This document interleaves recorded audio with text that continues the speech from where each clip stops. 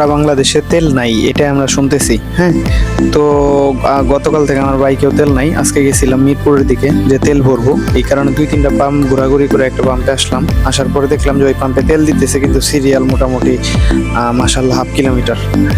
তো ঘন্টার পর ঘন্টা ওয়েট করলাম, 12টার দিকে গেছি, 5:30টার দিকে তেল পাইছি। মাঝখানে বলতেছে ওনারা এসে যে তেল নাই, মাইকিং করে বলতেছে আপনারা চলে যান। ঘটনাটা দেখার জন্য সামনে গেলাম, গিয়ে দেখি হচ্ছে 3টা লাইন। একটা হচ্ছে ভিআইপি লাইন, একটা হচ্ছে তাদের আত্মীয় স্বজন, আর একটা হচ্ছে জেনারেল লাইন।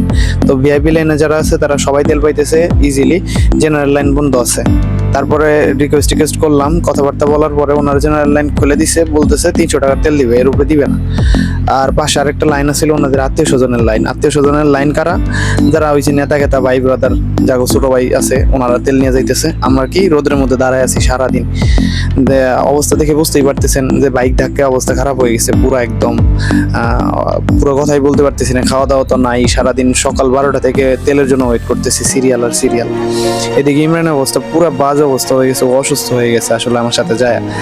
তো পানি টানি খাইতেছে একটু পর পরই, যতটুকু আসলে খাবার দাবারও অবস্থা খারাপ। এখানে আশেপাশে কোনো খাবার দাবারও নাই ভাই। সারাদিন ওয়েট করার পরে বিকেলের দিকে যাই শুনি যে তেল নাই। তারপরে রিকোয়েস্ট করে তেল পাইলাম মাত্র 200 টাকার, যে হয়েছে গিয়ে মোটামুটি 1.5 লিটারের মতো তেল। এই 1.5 লিটার তেল দিয়ে আসলে আসা আসলে খুবই কষ্ট। তারপরে রিকোয়েস্ট করার পর ওনারা আসলে আমাদের কোনো তেল দিতেই আসে না। ওইদিকে হচ্ছে তারা ওনাদের আত্মীয় স্বজন নেতা খেতাদের ফোন দিয়ে নিতেছে। আমার সামনে ভাই, আমার সামনে ওনারা হচ্ছে 2 জনের তেল দিছে ফুল টাঙ্কি করে। জাস্ট ফোন দিছে, ফোন দিয়ে কার সাথে কথা বললো, কথা বলার পরে বলতেছে ওনার টাঙ্কি ভরে দিতে। ভাই এই হচ্ছে কি বিষয়? তার আগে যে টাঙ্কিটা ভরে নিছে সে বলতেছিল ভাইয়ের সাথে কথা বলেন। ভাই আসলে তো আমাদের জেনারেল মানুষ, আমরা আসলে সাধারণ মানুষ, আমাদের কোনো তো লিঙ্ক আপ নাই, ভাই ব্রাদারও নাই, নেতা খেতাও নাই।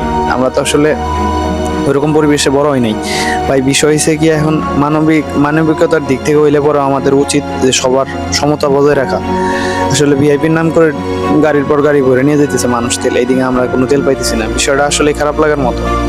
তো শেয়ার করলাম, মনে হলো শেয়ার করি। সারাদিন এত কষ্ট করার পরে আসলে এতটুকু তেল পাইছি, এটুকুতে আসলে কিচ্ছু হয় না। যাই হোক, সবাই ভালো থাকবেন, সুস্থ থাকবেন, ধন্যবাদ।